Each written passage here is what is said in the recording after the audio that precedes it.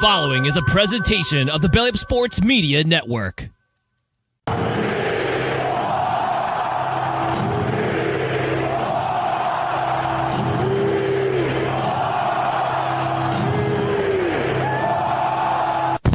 Touchdown, Seahawks! It's time to BS.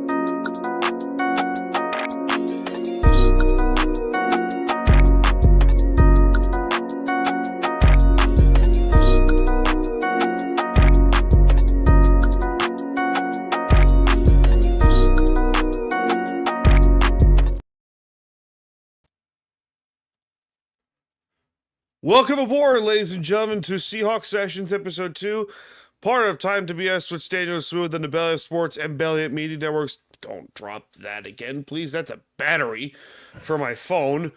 Oh, no. Good Lord.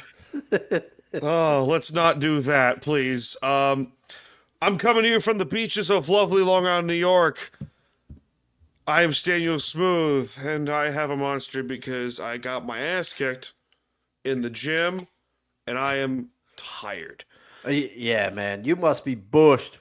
I see you. I see you getting after it, getting that sweat equity in there. I gotta get myself moving in that regard. I did hit the bike a little bit today. I had another Friday off, and I am coming to you from snowy Albany, New York. I will be shoveling my driveway after the show. It is snowy today. Yeah. Very snowy here in New York. Yes. Dustin's here from No Credentials Required, also part of Belly Up Sports and Belly Up Media. This is Seahawks Sessions, Episode 2. Oh, boy. So, before we get started, I'm trying to get more cardio into my workouts, because, I did, what the fuck did I do? I did, those scales that, are like electrodes or some shit? They measure your muscle mass, they measure your body fat, they measure your actual body weight and stuff like that. So, I have it here somewhere. So, in my hand, for those watching on YouTube, I have an actual in-body scan. So, no judge here from everyone. So, I'm also Italian and German and Irish, so I have a wide build. So, my weight when this was taken back 3 days ago, was 305. So I'm like, okay, no big deal. Body fat percentage is 34 or some shit, whatever. Here's where you'll love this. All right. Skeletal muscle mass, 120 pounds. Whoa, what the fuck? So, yes, I somehow have 120 pounds of fucking muscle. That's, man. What the fuck? We got to get you on the Seahawks offensive line, man, because I have a feeling you can move people. I played football, so I played linebacker, but I don't want to, toot my own horn. I wasn't, the most athletic person in the world, but I'm pretty sure I can move some people. If you put me, 10 years ago in high school or something, I probably could move some people still. But we'll definitely see. But, Dustin, how was your week? Week was okay, except for Sunday night. That was a bad one. We'll get to that. We'll get to that. But yeah, the rest of the week was okay. Kind of the hustle and bustle of the holidays. And, I thank you again for bearing with me, because my schedule has been, when you first were like, hey, what day works for you? I was like, hey, Fridays. And then all of a sudden I started looking at my calendar and I was like, my Fridays around the holiday really kind of don't work for me, but I feel once the holidays settle down and pass, my schedule will become a little bit more steady. But week was good, everything was okay, except for the fact that yesterday morning I woke up and my eye was really nasty, and I had if you turned into No Credentials Required, our happy hour session just before this, you already know, but I had viral pink eye. I didn't even know there were two types of pink eye. They're like, this one, the drops won't help. It just kind of clears up on its own after 3 days or so. And I was like, viral pink eye? What the hell is that? I only know of the bacterial one where you got to get the drops and you got to do everything. She's like, this is not that. And it looks like your eye already is getting a little better. And it is, because I look semi-normal on the show, less goofy than normal. But other than that, got the Christmas presents wrapped, got some other stuff done, took copious notes for today's show. I am ready for my sequel to my live stream, Extra Life. The sequel is happening tomorrow. Yeah, there we go. 10 to 6. 10 to 6 we'll be doing it. My friend Chris will be joining me virtually from Virginia. We're probably going to end up playing some Helldivers 2, maybe some Borderlands 3. I suck, so don't expect Major League Gaming from me. But if you feel like donating or tuning in, go to twitch.tv, search for El Dusto 67, or you can go to extra-life.org and search my name, Dustin Henry. You will see me. We raised over $1,000 already. The main reason I'm doing this is because the last time I only made it 16 hours because I was sick, and I talked a lot about 24. So I'm doing an 8-hour stream to bring the total hours streamed for 24. So if you feel like tuning in tomorrow, go ahead. After shoveling, I gotta bring my computer out into the living room and set up for tomorrow, because I am not a morning person and I will not feel like doing it tomorrow. But other than that, everything's going well. How are you, sir? Oh, if it makes you feel better, I am a morning person, but I've been in and out of sleep. Like, my sleep schedule's been interrupted for the last 3 days. Oh, man. So, if in context here, I have a CPAP machine. Okay. No big deal. And it's one of those things where you can, every now and then, the CPAP machine stops working when it gets too cold. Okay. Which is weird because, I like cold sleep and stuff like that. Oh, speaking of random shit going on, Kevin's here. Hey, Kevin, how's it going? What's up, Kevin? Kevin is here. Belly Up senior writer, also honorary Seahawk fan in Texas, which is up. If you think 2 Seahawk fans in New York is crazy, wait till you hear Kevin's opinions from Texas, of all places. But, we don't king shame Texas. We love Texas. Texas is great. Mm-hmm. And we got to get his story of how his fandom started, because on episode one we detailed how our fandom started, our respective fandoms. But that would be great. But it's so. The CPAP machine would cut off at 1 in the morning. I'm man. And I wake up and I would go like zombie from Michael Jackson's Thriller. And I'm like, what the fuck? I look at the clock in front of me, 1:05. Fuck. Oh man. So it's very interesting. Yes, Texas loves you guys. Texas loves us. I don't think Texas loves New York. Yeah, I don't know. I don't think you speak for the majority of Texas when they say, Texas. Because I think if a majority of Texans can agree and say, fuck the Northeast. Respectfully, of course. Specifically that one little state up in New England, Massachusetts or some shit. Or Taxachusetts, as I like to call it. But, I digress. But going around the NFL, before we get to the Seahawks, because, we're gonna delay the inevitable here. Did you see the Jets Athletic article? There's an article about Woody Johnson and the New York Jets and the Athletic. Oh man! So did Ryan talk about that? He didn't talk about it at all. Really? He's kind of. I think Ryan is, if I may speak, which he said he may watch a little bit live as he's editing our show, because that man is a machine. But I feel like Ryan is just he's kind of done. Around with the whole drama surrounding the team and everything. I kind of asked him about, because there was that article that came out that supposedly the Belichick reached out to the Jets and the Giants to inquire about potential coaching opportunities, and that the Jets apparently told him nah, we're not interested. He was he was like, I don't believe that for a second. He said, I really try not. I don't believe that.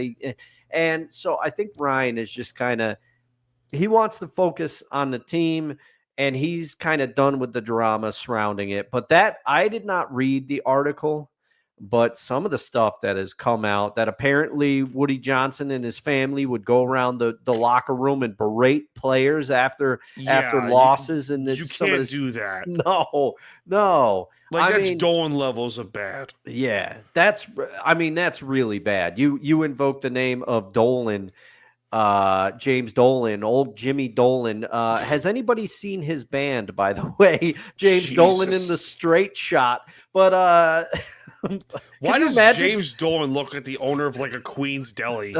He does, doesn't he? It's hysterical. Yeah, I wouldn't be shocked if down the road, like when he's old age, like really old, he finds his way to, like, I don't know, Flatbush, Brooklyn, and owns like an Italian deli that also serves like Wiener Schnitzel or some shit. I don't know. Like, and he that's just two cultures in one deli. So he kicks random people out just for seemingly no reason. But yeah, I mean, I did not realize, because I don't have intimate knowledge of the New York Jets. Ryan does. I leave that to Ryan on the show. But I did not realize that, and he would tell me, he would say Woody Johnson is one of the worst owners in sports, and I'd be like, I'm like, he's not Jerry Jones, he's not Al Davis in late years, he's not, you going through. I'm like, he's not Dan Snyder. Turns out I got to eat a bunch of crow, because Ryan was right. Woody Johnson is one of the worst owners in sports, because you say whatever you want to say about Jerry Jones, but he's not doing this to his players. He's not going around, like, Jerry wants to win. He may be misguided in a lot of the decisions he makes. He needs to hire a GM, because he's terrible at deciding who to give contracts to and all this kind of stuff. But he doesn't do this. Like, this is laughable. Wow. Did you see the thing about his sons are like telling him? That's where. Yeah. So speaking of Jets and speaking of Ryan, guess who decided to show up? and Ryan also popped in and says, "I love the Jets, but Woody Johnson can spend eternities in Hades. Can Kratos join him?" God of War reference? No. You froze for a second there. So I wasn't sure if it was my end or yours. It might have been your end, but can he spend it? Can he spend eternities with Kratos? Please. Maybe he can. I still got to play 2018. I last played God of War when it was. I have it, but the backlog is strong, man. I have the first 4 God of War games. I have the first 2 for PS2. 3 for PS4, and then 4 for PS4. I have yet to get my hands on Ragnarok, but it's whatever. Dustin, do you want to talk about the elephant in the room? Oh, sure. What was that? What happened? What happened? So let's get to the inevitable elephant in the room. The Seahawks lost on the road, and it pretty much should have been on the road at home in Seattle to we talked about this, an underratedly very good Green Bay team, who, to give the defense a lot of credit where credit is due, they did stop Josh Jacobs for a majority of the time, except for like the first half. So the first half, Jesus. Oh, jeez. The second half, they did make some adjustments, and the defense played pretty well for the second half for a majority of the time. Here's where I have some gripe. For as innovative of an offensive coordinator Ryan Grubb is, you're not going to call a great game when your offensive line can't block a peewee football team. Yeah.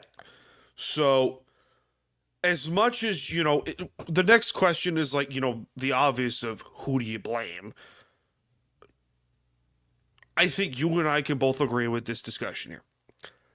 if the Seattle Seahawks had remotely top 15 or top 10 offensive line. Yeah. They're running with the Packers. They're probably not going to beat them, but they're at least competitive to the point where it's, oh God, it's one of those things where you go and say, the fuck. It's yeah. They should have. This game should have been closer, but the fact they can't run the ball, even with Charbonnet having a touchdown. Yeah, he Gino did have that late touchdown there. Gino couldn't do squat. No. DK was ineffective. JSN was ineffective. Lockett was okay. The tight ends couldn't get open. No. And it's I have my black notebook next to me, and these are the raw notes that I took during some of the game. And I'm not going to read them all. But this thing, if you're a no credentials required notebook listener, you know that I break out this notebook from time to time. This is what I watch all the games with right here. And I write all these things in. And I just say the first drive by the Packers was all Josh Jacobs. 2 passes, 3 runs, 4 runs. I couldn't keep track of the counter. 10-play drive, 9 involved Jacobs. They were passing to Jacobs. They were running with him. And the Packers O-line is dominating the line of scrimmage early. That's what I have. Big holes for Jacobs. I said Romeo Dobbs, there was that point where he drove 3 Seahawk defenders right into the end zone. Yeah. It was ridiculous. What the fuck? It was ridiculous. And Gino sacked twice on 3rd down on their first 2 drives. They were driving the ball. They were getting things moving a little bit. And then the Packers would get a sack. And what made it worse is Jordan Love, who I kept waiting to throw a boneheaded interception because that's what he's done, although he's cooled it off in the last few games. He started the game 8 for 8. Yeah, Gino, he was on point. He was. And to make it even crazier, Gino started the game 9 for 9. So I was like, all right, maybe we can roll with him. Yeah, I'm going, maybe we can roll with him. But the problem is, 1, Green Bay scored on every possession of the first half. We did not get a 3-and-out singularly in the first half. And Mike McDonald, to your credit and to his, you said that one of the strong points of Mike McDonald is his ability to adjust in game, which is something Pete Carroll almost never did, frustratingly to both you and I. Almost never did. He never did. That's an understatement there, Dustin. It's an understatement and a half. But Gino, this is the thing now, and I'm going to come back to praise Gino later in the show because I've been hard on Geno Smith at points during his Seahawk tenures. But even the most ardent Geno supporters have to admit he throws too many red zone interceptions. He leads the league in red zone picks, and he threw a bad one here. Now, as you've detailed, our offensive line, for the last few seasons has been horrible in Seattle, and I think to cut you off. Yeah, go ahead. Last season wasn't really that bad. Yeah, it wasn't because Evan Brown was okay. The guard play for the most part. Anthony Bradford's rookie season was really good. And then this season, it's just like, what happened, bud? Yeah. And then, who else? Damian Lewis. I don't know how the hell he got that much money in Carolina, but, more power to you. And this was a team that had Abe Lucas played for 1 game. Last season. 1. And then tore his knee out for the season, and they're just getting him back, and he's played pretty well. Yeah, he has stabilized the offensive line, but I just meant to a degree. And Charles Cross has missed chunks of time as well. I think most of that was last season. Last season, Yeah. I will agree with you. They had a patchwork offensive line, and they did their best to make it work. But the large point that I was getting at is that a lot of people, including myself, threw Pete Carroll never prioritizes the offensive line. He never prioritizes that. They're bringing in like older players to try to patchwork it together. Everybody threw that at Pete Carroll, but at what point are we going to start saying that John Schneider, that he may do the same thing? The Seahawks need to prioritize the offensive line moving forward and figure out, because Abe Lucas, Charles Cross, they've done well. It looks like they've got some stabilizing play at center. Olu's been good. Yeah. Olu's been good. He's been good, and the center that had to come in to Jalen Sundell, he was okay in this game. He was throwing blocks. He was doing things, but I mean, Geno throwing that red zone pick really killed us, and he's got to rein in the red zone picks. But I will say, as much as I rag on Geno sometimes for his red zone picks, you don't know what you got till it's gone. Because when Sam Howell came in, the offense looked lifeless. Oh my God! Lifeless. Seahawk Twitter was losing their minds because the Sam Howell supporters were like, "Yes, we finally got to see what Sam Howell's like, and happiness is gone." Because that's literally what it was like, and there's a reason why Sam Howell, to his credit, threw a crap ton of passes for a crap ton of yards and a crap ton of touchdowns, but also led the league in interceptions last season for Washington. He threw a ton. And give him credit, though. Yeah. I mean, they said that he was never going to stop slinging. The problem is he had the same amount of touchdowns as he had picks. Yeah. But I mean, here's the thing, man. Like, all I could think of is, remember how Pete always used to say, "Oh, always compete. Every position is open." Oh my God. You know, he would say that whole thing. He would never declare the starting quarterback. Even at Russell Wilson's peak, he would always say every position is open. Mike McDonald came in and he put a stop to that in the preseason. He said Geno's the guy, and then an offensive source, I can't remember if it was Ryan Grubb or if it was somebody else on the offensive staff.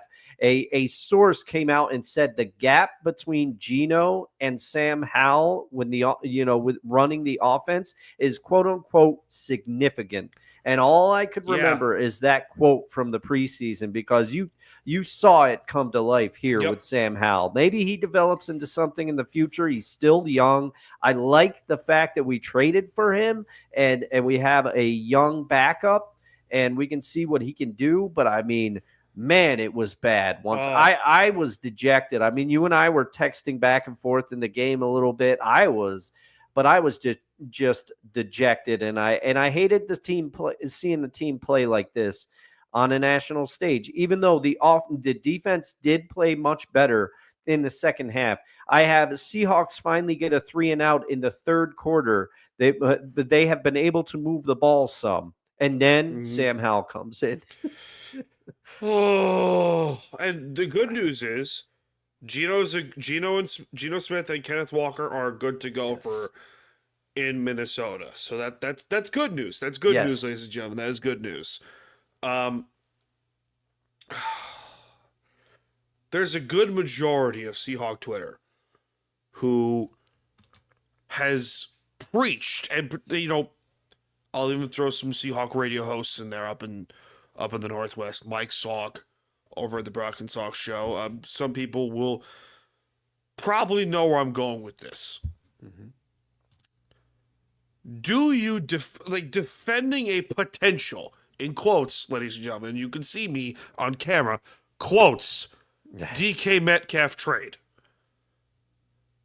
Last week we teased it. We teased the idea of defending the possibility of a DK Metcalf trade. Perfect example, Kansas City.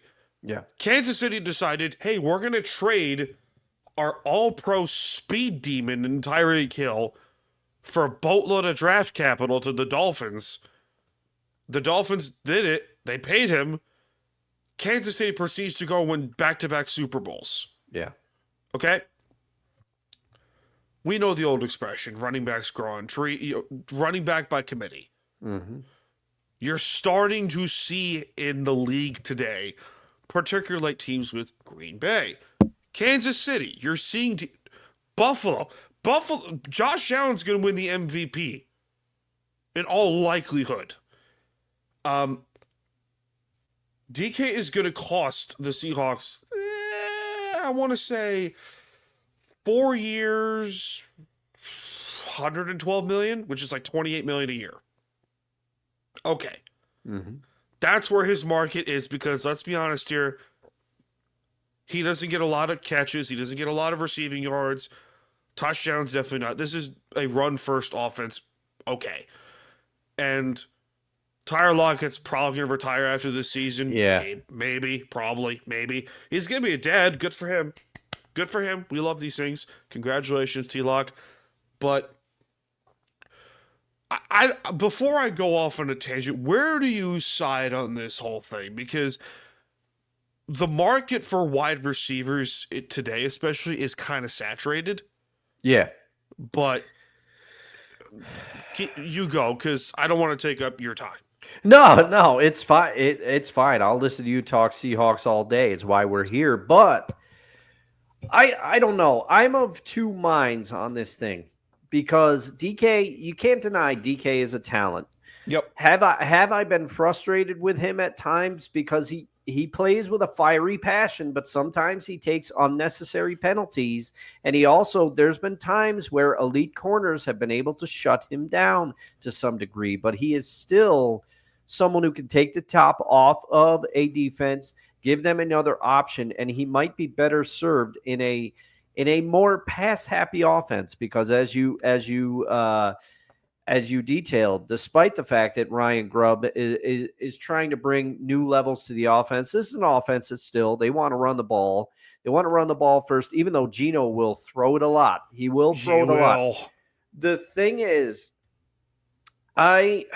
I could see if it's the right trade and the Seahawks can get some good draft capital back for him to maybe invest in the offensive line or at other positions. I could see it happening. The only thing is, and I have been as complimentary of JSN as anybody this season. It seems like the breakout that we thought could happen is starting to happen. But part of the reason is that DK still draws some double teams. Yep. DK allows JSN to get open.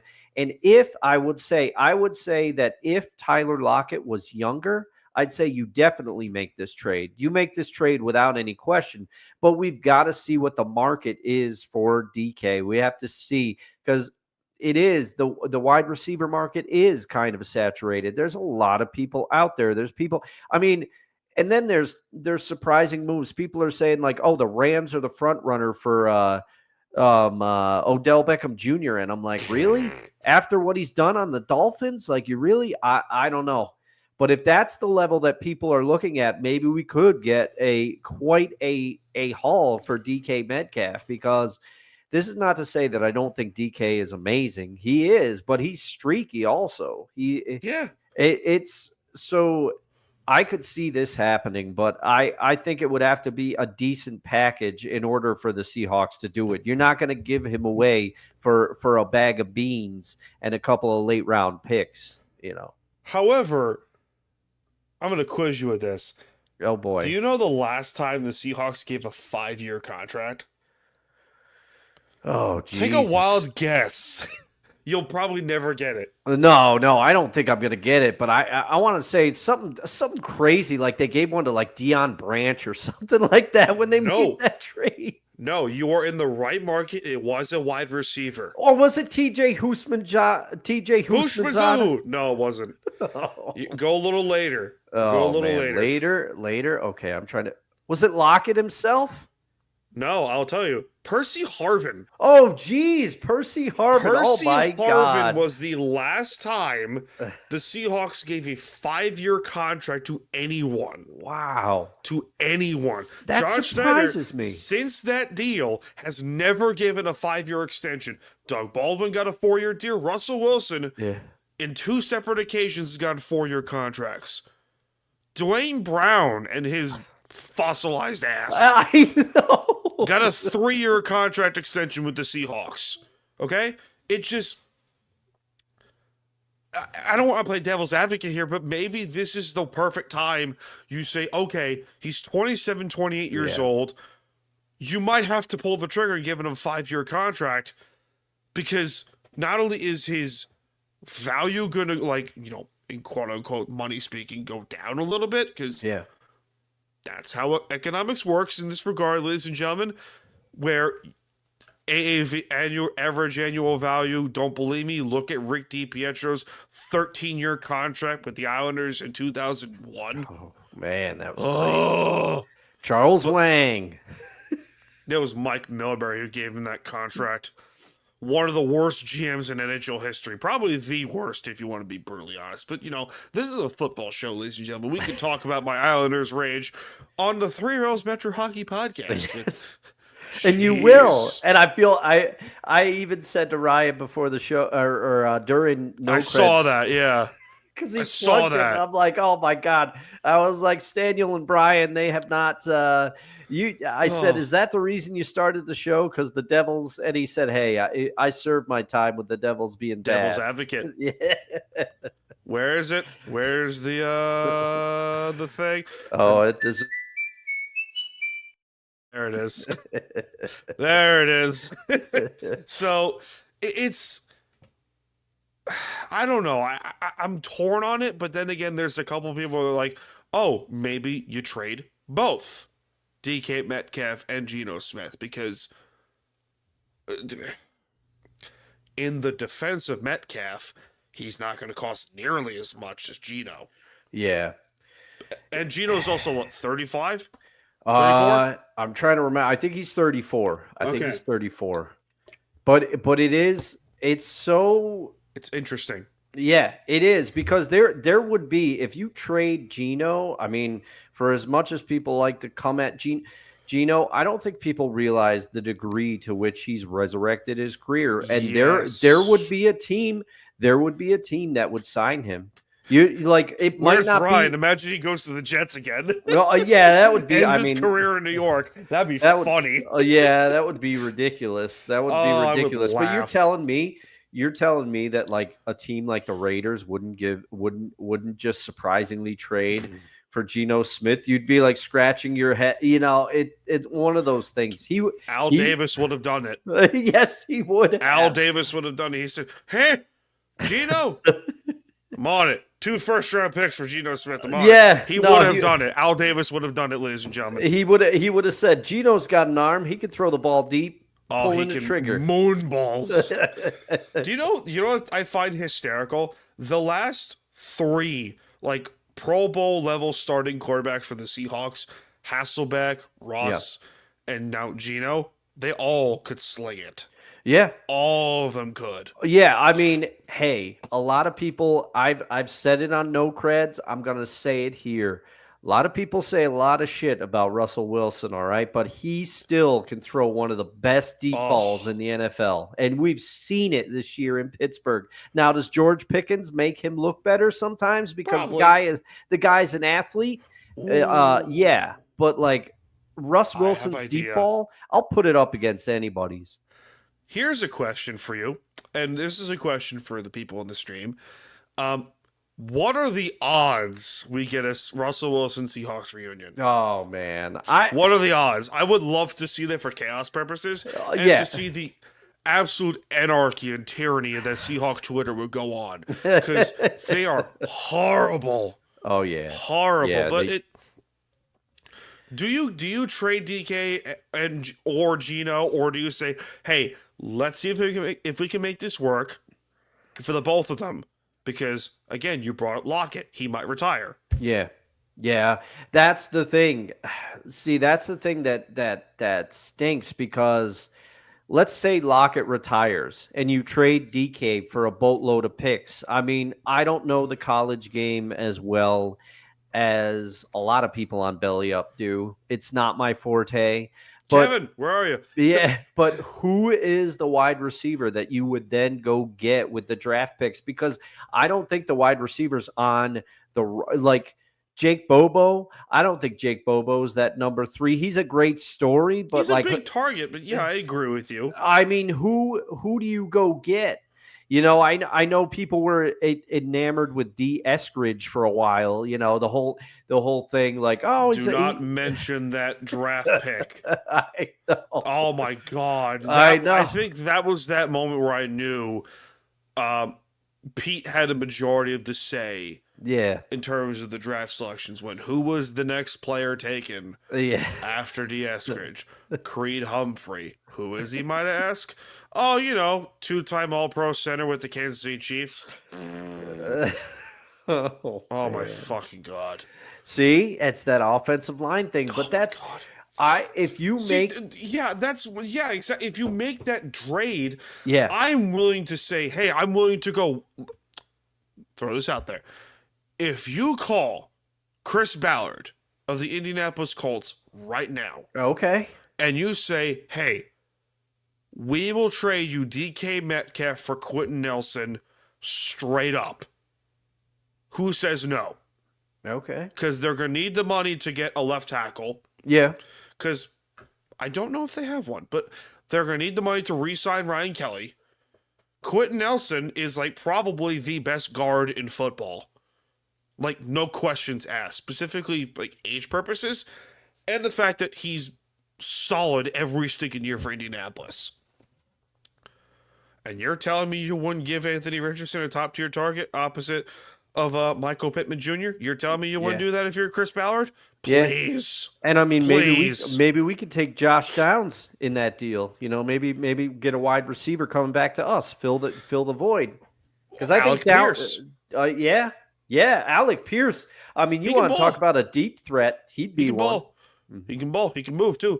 But it's one of those questions where we ask ourselves, hey, are you starting to see the wide receiver by committee type of league? You're seeing it a lot more nowadays. Yeah. Yeah, where it's funny because I think you hit the nail right on the head. Running backs, it's starting to revert. It's starting to revert back to the way it was. You got Derrick Henry. He's the bell cow. You got Saquon Barkley. Need we say more? He's the bell cow. Joe Mixon goes to the Texans. Guess what? He gives them a dimension they didn't have last year. He is unquestionably the guy in Houston. You got Breece Hall, who, the Jets have Braylon Allen, but I would say Breece Hall probably they'd want him to be the number one guy. It's starting to shift a little bit. There are the running back by committee teams that are still out there, but Alvin Kamara, he's with the Saints. He's one of the holdovers. It's starting to shift to wide receiver by committee. Look at the Thursday night game. We already broke that down on No Creds, but the Chargers, right? Yeah, the Chargers. Justin Herbert hit 10 different receivers last night. He was spreading it around. You're seeing it a lot more. By the way, Saquon Barkley is under 400 yards away from 2,000. Oh, man. If he hits 2,000, you think he's got a shot at MVP? No. No. I'm saying this because, let's be honest here, the NFL MVP is a quarterback award, and Josh Allen has done more with less. Yeah, Josh Allen has been. But, I mean, you got to... I would hate it if Saquon won the MVP, though. I wouldn't either because... I wouldn't be mad. I mean, he is the conduit that offense runs through now. And I've been saying it on No Creds all year. Mr. Mara's losing a lot of sleep. Because he said he was going to lose sleep if they let Saquon go, and he's losing sleep. Oh, it's hilarious. Question for you. the Seahawk ticket nonsense. Was that did I hear a majority of Packer fans there in Seattle? Oh man, What is going on? It was, yeah. I mean, this is kind of crazy because over the last decade or so, the Seahawks have had one of the best home field advantages in the NFL. Much has been made about it, but I mean, man, Green Bay's fan base has always traveled well.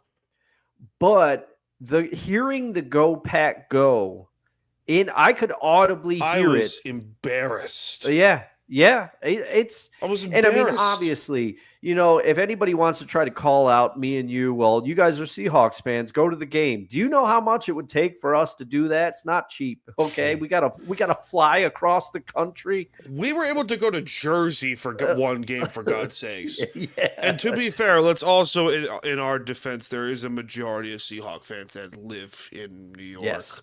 There is a whole Facebook page dedicated to it, New York City Seahawk fans. Look it up. They're fantastic. Pat, where are you, bud? Shout out Pat Chavoy, the runner of that place. Also, Carlo East over in Manhattan East Side. So go check them out. But I gotta join that. I gotta join that. Even though I'm not in NYC, I gotta join that, man. They're great. But it's one of those things where you go, and it was when I first heard like the loud Go Pack Go in Seattle, my heart sank. Yeah. Because the false start capital of the world is before Lumen, CenturyLink, Quest Field. That stadium is the false start capital of America. Hell, the world. Yeah. If you want to go broadly. And, and DK Metcalf even called it out.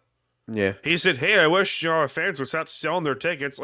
But then again, that's also an ownership, but really you can't, it's a tricky situation where you have to go and say, win more games at home. Like, okay, there's multiple sides to this argument. Yeah.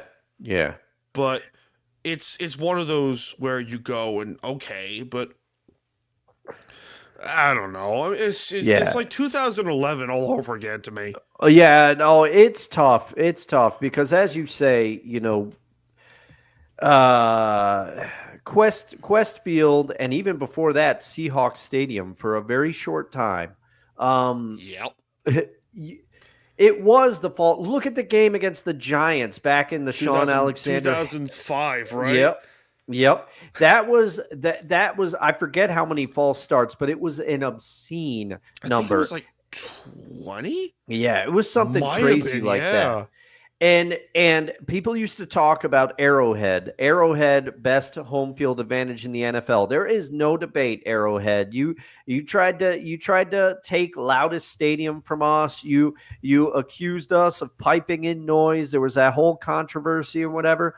The Seahawks were the loudest home field. We had the beast quake, all right? We had the decibel meters. We had, but it's clear that we are away from that now.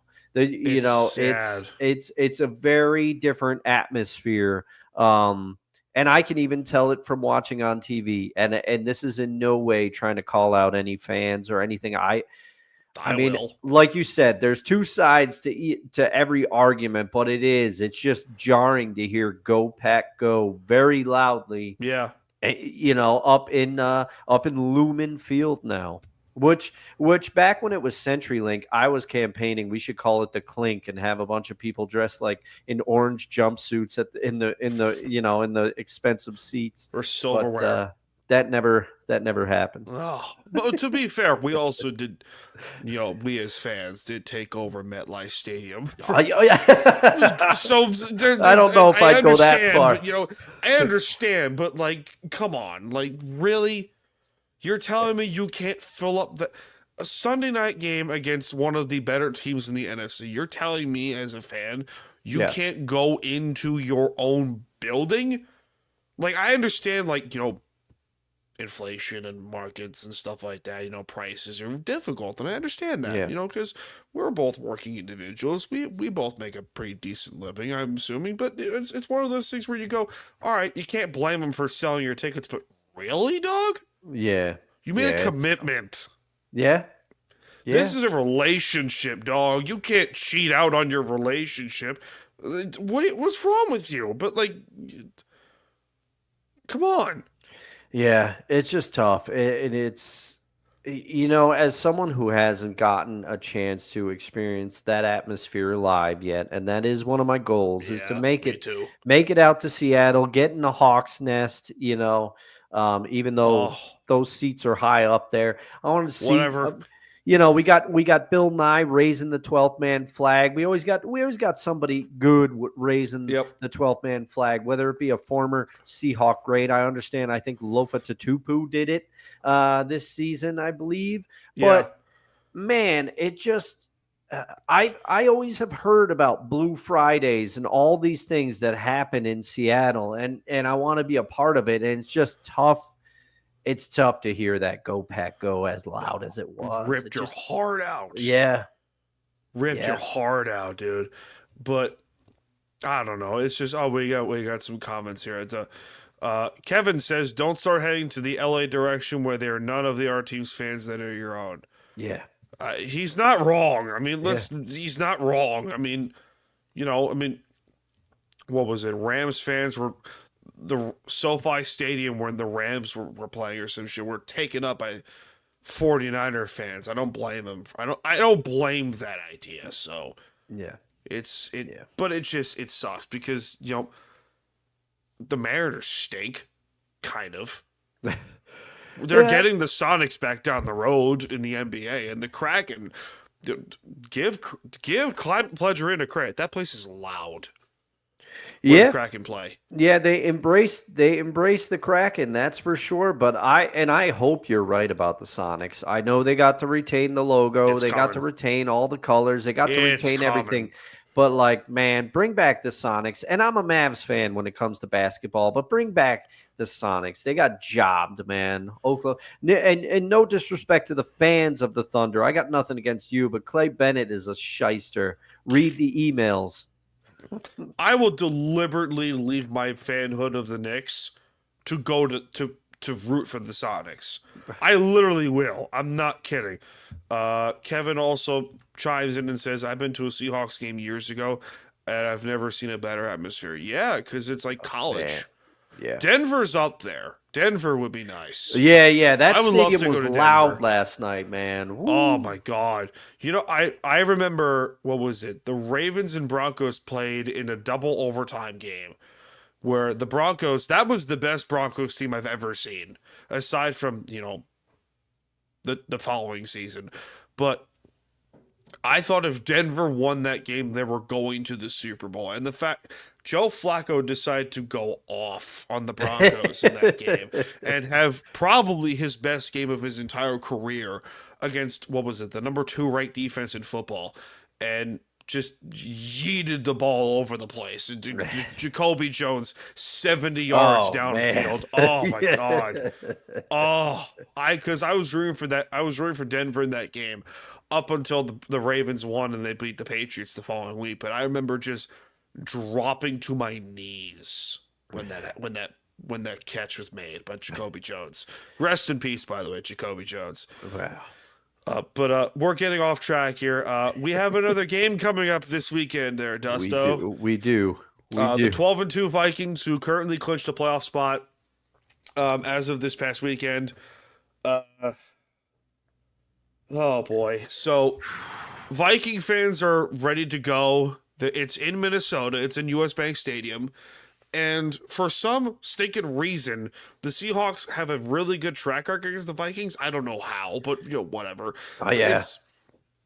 Sam Darnold has cooled off a little bit.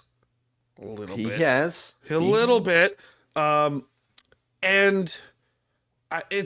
they're not a one-dimensional team.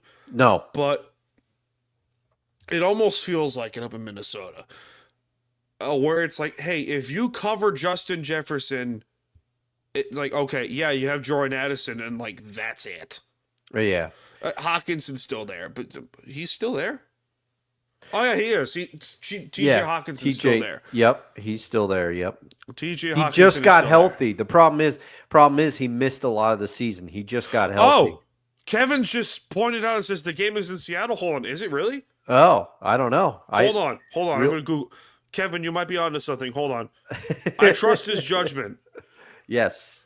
Of I course. trust his judgment. It is in Seattle. Oh, wow. Man.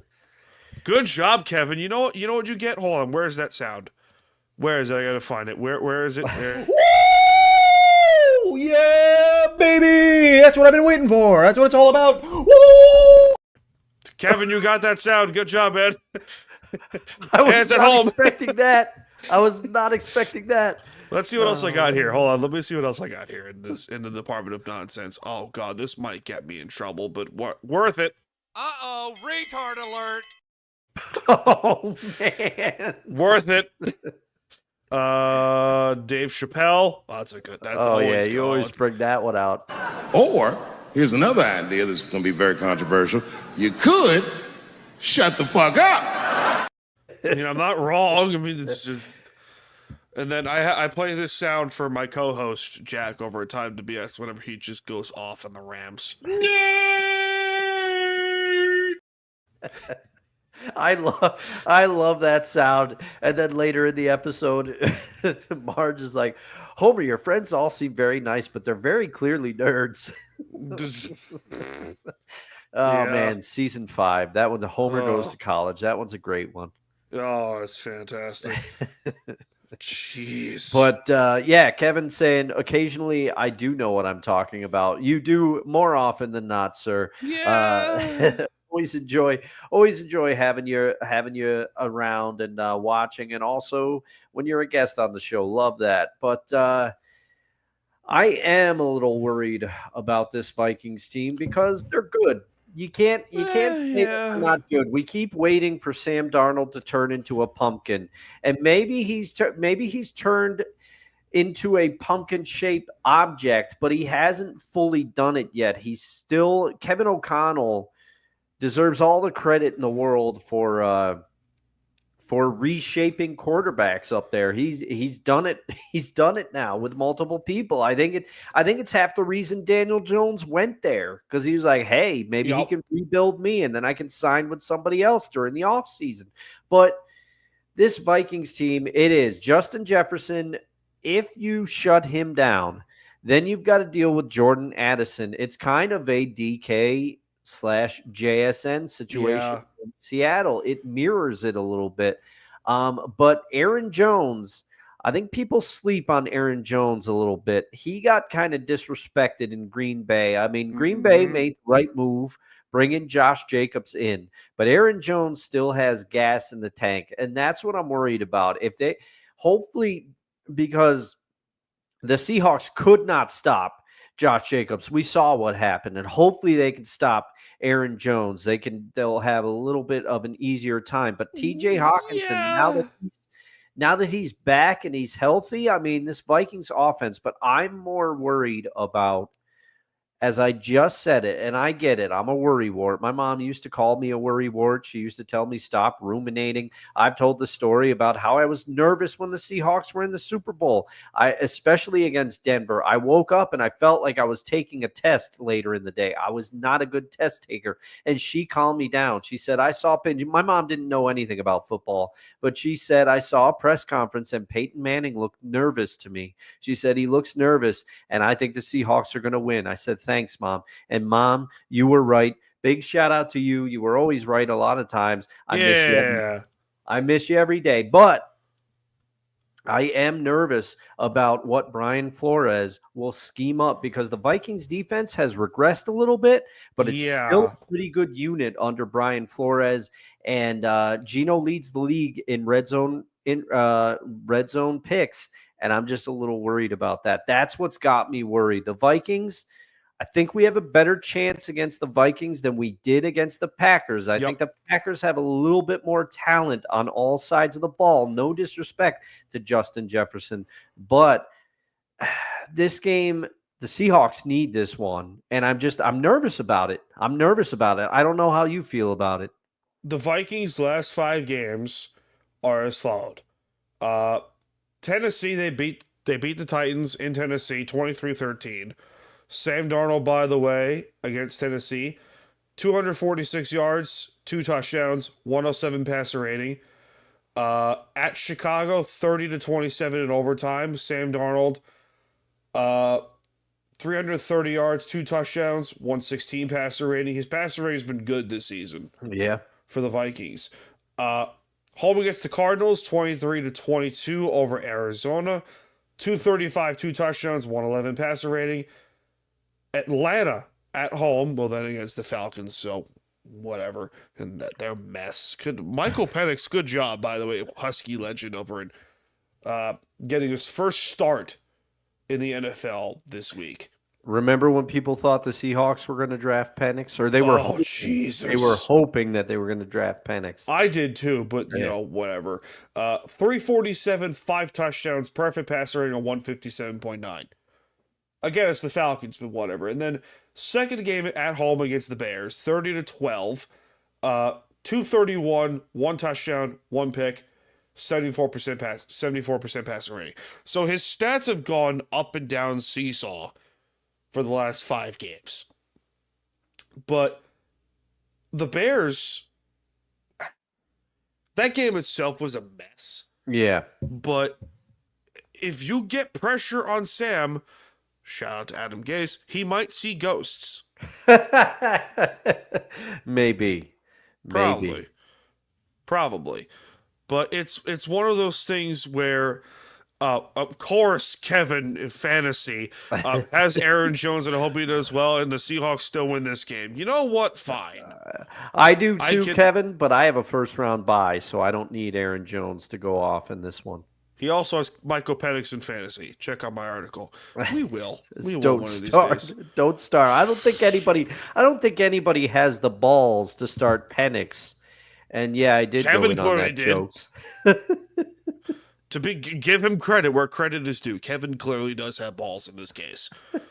But I don't know. I mean, the Vikings, I have to check out their roster. Give me a second. Let's go to our friend OurLads.com for this situation here. Where did I put it?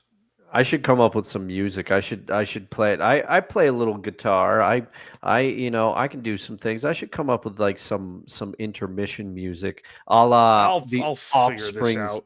The Offspring's intermission music on the album Ixnay on the Hombre that came out in 1996. It's a good one. Listen to it if you haven't.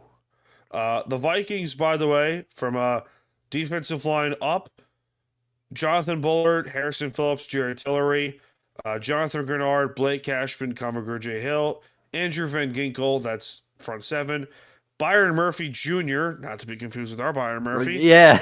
Harrison Smith, who should be in the Hall of Fame soon. Yeah.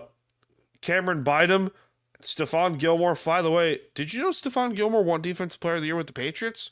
I did not know that. He did. He won Defensive Player of the Year with the Patriots. And then their nickelback is Shaq Griffin, former Seahawk. Yes. So there you go. So I don't know. It's one of those things where you can go and say, all right, this is a pick your poison kind of situation for the defense, because the Vikings defense has not been great. They were in the beginning of the season, but as I said, they were in the beginning of the season. You're correct, but they have fallen apart a little bit. Yeah. And we're gonna keep going with the tradition thing. We're not gonna pick the actual score of the game because, let's be honest here, we're 2 Seahawk fans, so our bias might show here. But this is. I agree with you. They might have an easier time against the Vikings than against Green Bay. Yeah. I agree with you with that. Because Green Bay's offensive line is really good. Yeah. The Vikings' offensive line is not. Yeah, they're not to Green Bay's standards. No. I mean, it's easy because I said it. The NFC North is a meat grinder, but, it's still, there's still different classes even in that division. Yes. Granted, they still have Cam Robinson's there. When did this happen? Oh yeah, that's right. Because what's his face? Christian Darrisaw tore his knee. They made that trade with Jacksonville. Jesus, clear shows how much I checked this website. Garrett Bradbury's still there. Brian O'Neill, who's a really good right tackle, is still there. Yeah. So, I mean, fuck it. Shootout. Go Chaos. Fuck it. Fuck it. I say Chaos. 3 Seahawk fans. Yes, Kevin is here. Yes, Kevin, 3 Seahawk fans. I gotta edit this board to find a way to get, Kevin on board, once every now and then. Yeah. That'd be fun. That'd be fun. We definitely do that. It'll be like that show where we just took over No Creds and Ryan just kind of sat back and watched us all talk. Ryan was so uncomfortable. It's just like I've created a monster. He found his shots though, but it's like I like to always go in like every once in a while. I'm not a Jets fan, but when Ryan and his co-host Dan are doing Victory Monday, I like to go in there and check it out sometimes, especially after. I mean, I'm outing myself here, but especially after a loss, because I know they're going to be on one. So Yeah. Yeah. Oh, one of those things. But yeah, let's. If Seattle beats Minnesota, otherwise Detroit wins the North, right? I could be wrong. Because then Detroit unequivocally clinches the 1 seed. I think so. Because we discussed this. It was tough, but I think. Play? But Detroit has the tiebreaker over Minnesota anyway because they beat them. I think it was Ryan said it was 31-29. So Detroit's got the tiebreaker over Minnie. Who do the Rams play? Oh, good God, they're in New York. I know. Jets. I know. That's why I said my players. Oh, good God. My players to watch on defense were the Jets pass rush effectively. Quinnen Williams, Will McDonald, and Hassan Reddick et al. I need them to sack Matthew Stafford into oblivion. Please. Please. And then they play Arizona, the Rams do. So realistically here, it's not.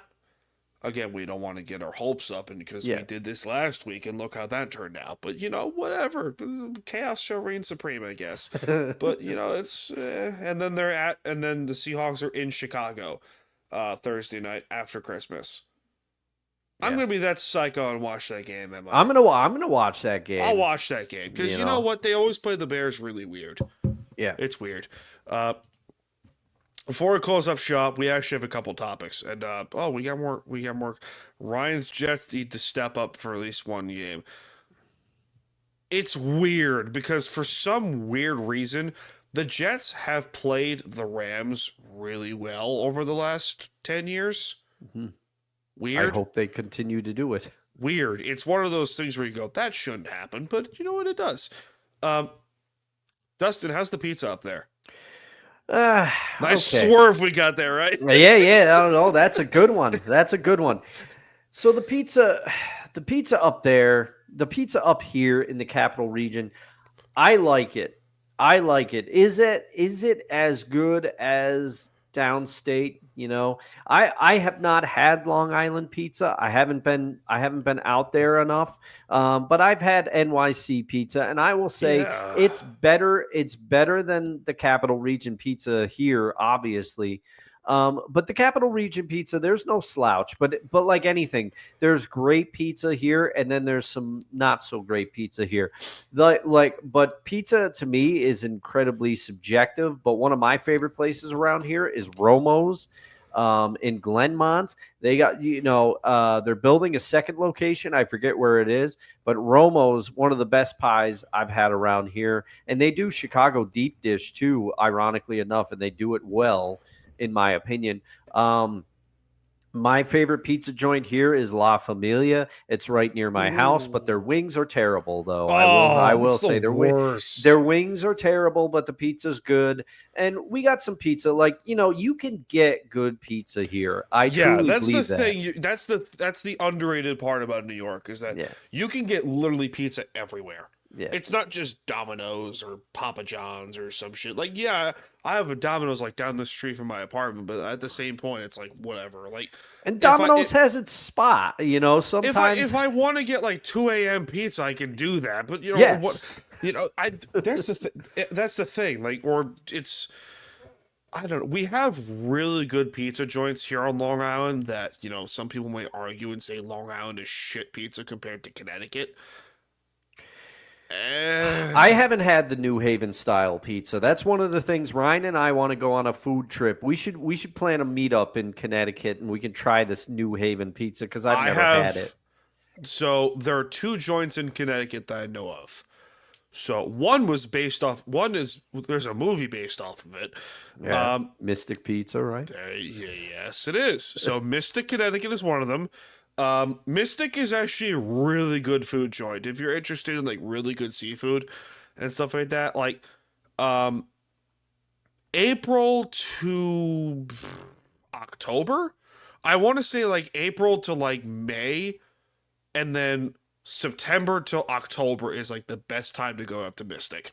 Okay, yeah. Because like it's a harbor town. It's an old school harbor town from like Civil War type era. Really good pizza. And then it's a small little joint, but it's like a sit down, you enjoy your pizza, you have fried pickles, it's fantastic. It's comforting. And then Stamford, Connecticut. Huh? Home of the WWE? Yes. So story time. Because New Haven's far from Stamford. New Haven is far. So I was, where the fuck was I? I was in, like in the back area of Stamford, Connecticut with like a few friends and some shit. We were just, having a good time, having drinks and whatever. And some genius decides to order like 3 pies from a downtown pizza stop in like Stamford, Connecticut. And I forget what it was on there. I think it was like fried chicken and mushrooms. And it was like, there was no flop, to quote Dave Portnoy. Oh, yeah. And it was barely any flop. Barely any flop. It was crispy underneath. The cheese was not too gooey, but it was like, okay, this is good. I like this. I took like one bite of it. I said, I'm going to steal this whole pie, am I? It was good. I can directly say that Stamford, Connecticut is underrated. And you know what else is underrated? Speaking of the Midwest, Detroit. Okay, see, Detroit style pizza, Detroit's another good. one on my list. I gotta have that, and I want to get one of those special trays so I can make it at home. I've been trying to make pizza at home, and one of my first purchases after the new year, I got paid a little bit, had to pay some bills, but I did get a little bonus from my day job, so I'm happy about that. Might use it to get a pizza steel for my oven so that I can. Yeah, oh yeah. I've been trying to get after it here. So we have this pizza joint here on the island called Donatina's Pizza. Okay. And the owner, I think, is from Detroit. Okay. So they have a Detroit style pizza over there. Yeah. And the way they do it, it's like it's brick oven too. And oh, nice. Brick oven pizza, like charcoal with like wood smoked to flavor. It's like, oh, please. That's the only way to do it. Mm-hmm. That is the go-to way to do it. Brick oven style, charcoal, that's the go-to. So if anyone like to argue with me, go fuck yourself. Dude, I got to tell you, I wasn't anticipating, but now that we're here, I'm so glad that you came up with this topic. There is a place, and I don't know when I'm going to get to try it, but there is a place up here, and people have been raving about it. I'm part of this group, 518 Foodies. 518 is the area code to the capital region where I'm from. And there is a pizza place, and it's not so much as a pizza place, it's a pizza person. Pizza by Plu. This thing has been all over Facebook. This person runs it like drug deals. He tells you where he's going to be. He'll be like, okay, I'm going to be in Clifton Park. The first 5 people to call me get an order, and you like put in what you want. It's this whole thing. I got to figure out how it works. But people have been raving about Pizza by Plu. He looks like he makes Detroit style pizzas. Really? I got to check this place out. I mean, people are going nuts. And I like his whole marketing plan because it does. It sounds like a drug deal. He's like, I'll be here. He puts out the place that he'll be like the night before, and then people just try to they drive to him, and he they come up with a meeting place, and he brings the pizza out, and people say it's worth it.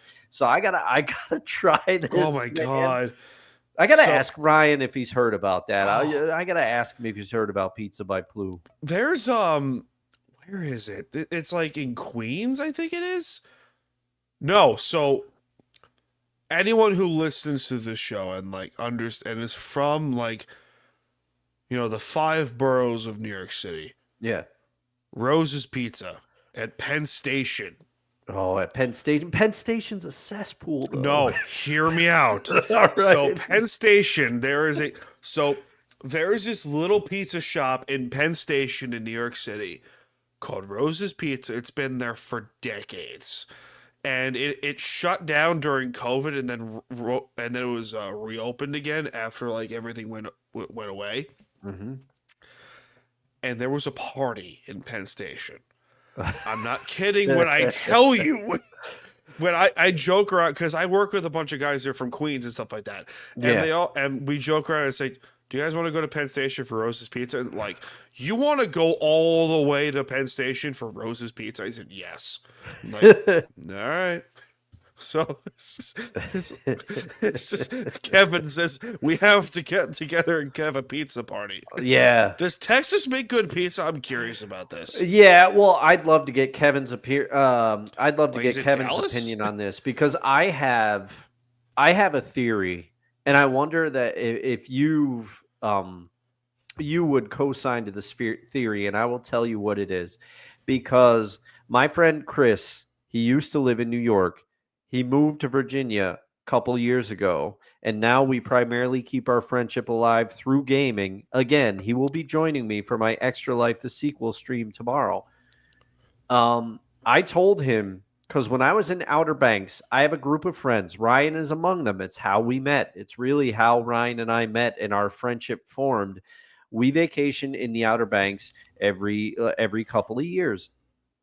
And I said, the closer you get to the Outer Banks, the worse the pizza gets. And Chris co-signed it, because when he lived, dude, we went to Virginia, where he lives in Virginia. This wonderful beer store that is very close to him was having a pizza and wings and a beer tasting. And he's like, "Hey man, I got us tickets for when you're down here." I said, "Fantastic." They're like, "Oh, we had this really good pizza place that moved to the area. We're going to collaborate with them. They're going to have their pizza there."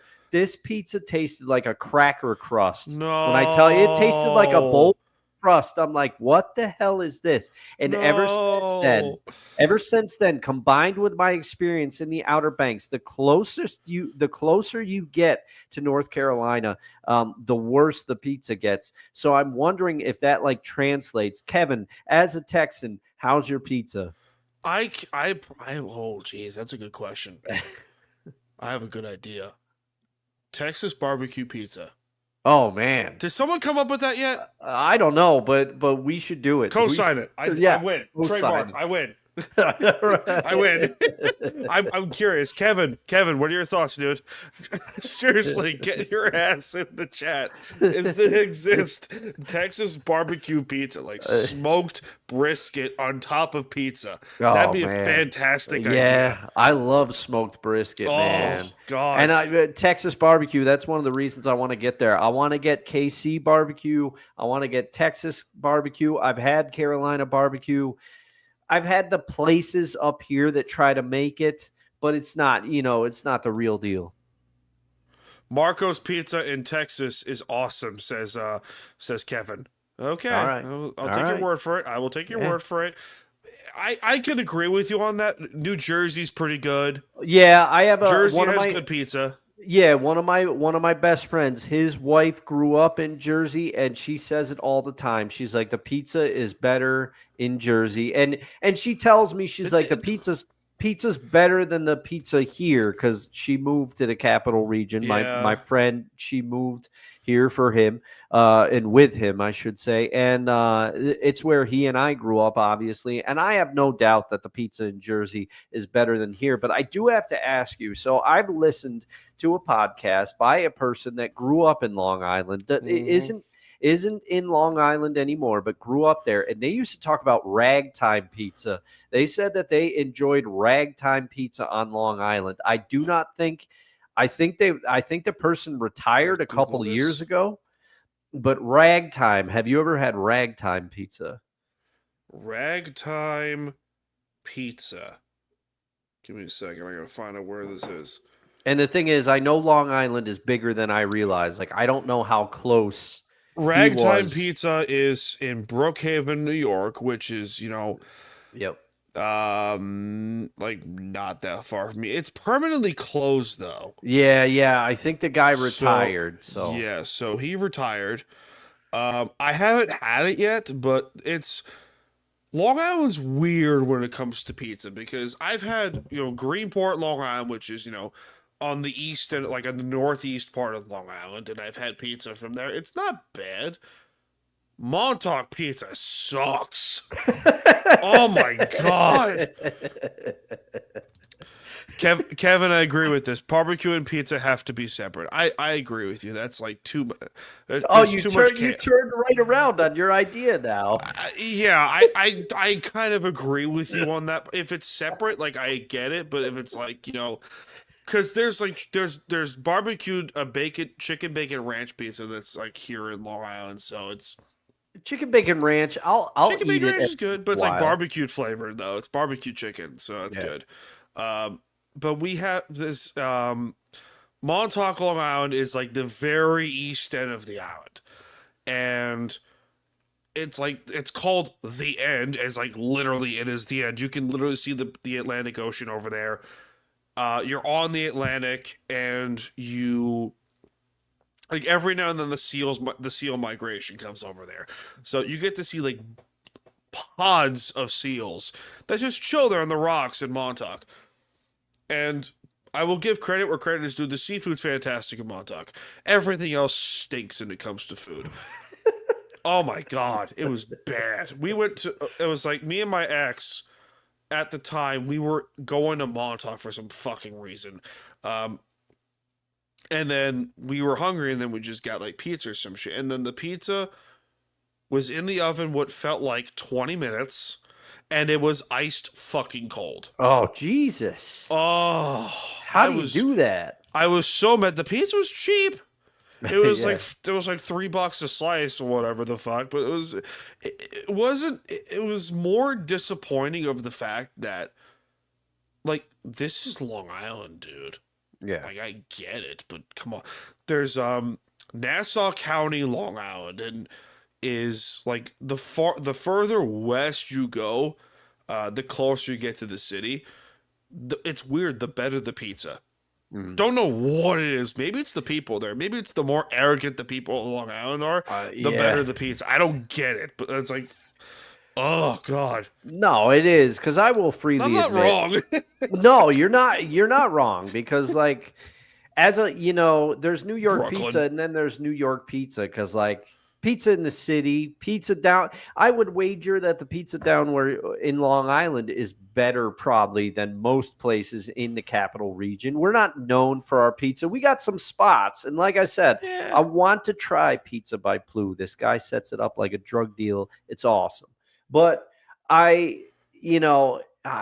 York pizza is its own special thing.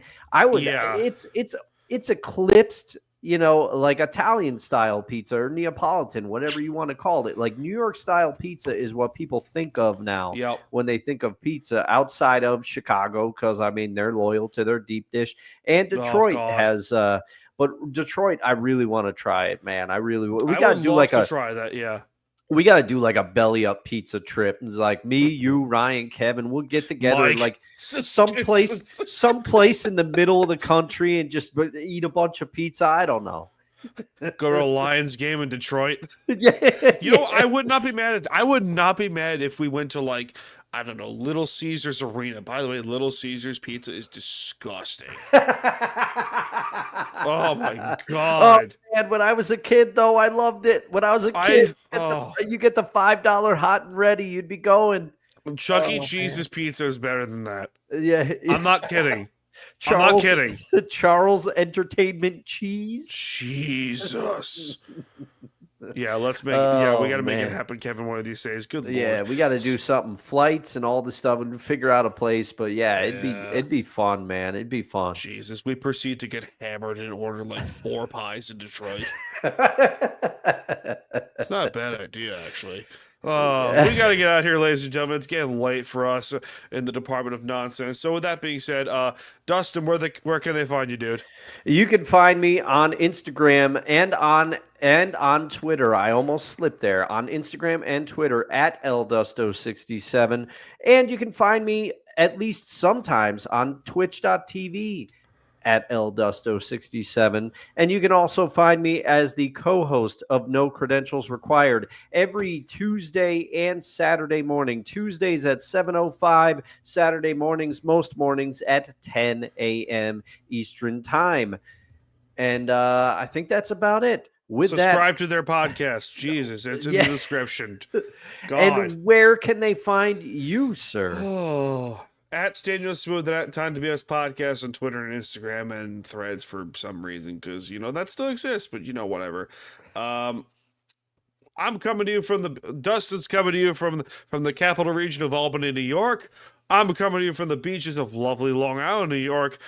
This has been Seahawks Sessions. We're 2 Seahawks fans that like to cause chaos.